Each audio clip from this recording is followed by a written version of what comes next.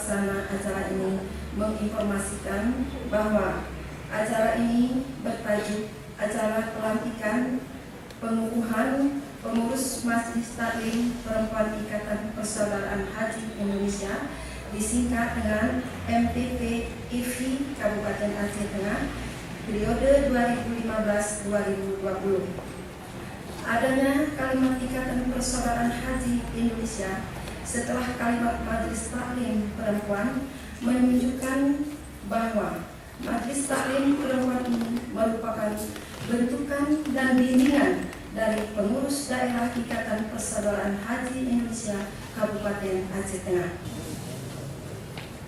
Majelis Pelantikan MTP-IFHI yang kami hormati, Ikatan Persaudaraan Haji Indonesia didirikan pada tanggal 24 Syakban 1410 Hijriah, bertepatan dengan 22 Maret 1990 Masehi di Jakarta oleh Muktamar Organisasi Persaudaraan Haji. Sebelum itu telah berdiri ORPH, Organisasi Persaudaraan Haji, yang kemudian menjadi cikal bakal dan memprakarsai berdirinya Ikatan Persaudaraan Haji Indonesia. Demi Allah, saya menyatakan dengan sesungguhnya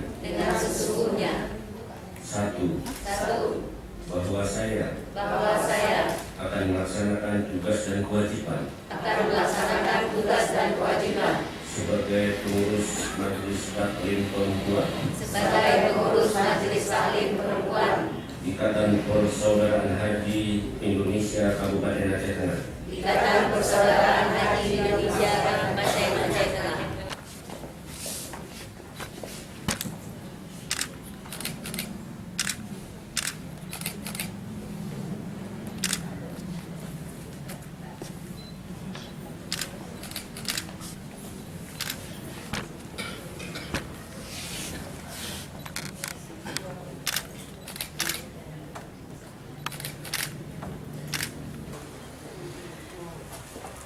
Pelantikan MTP-IFHI Aceh Tengah hari ini kiranya dapat menjadi momentum bagi segenap anggota IFHI, khususnya kaum ibu, untuk lebih meningkatkan silaturahim sekaligus secara bersama-sama untuk terus belajar, mengkaji dan memahami ilmu.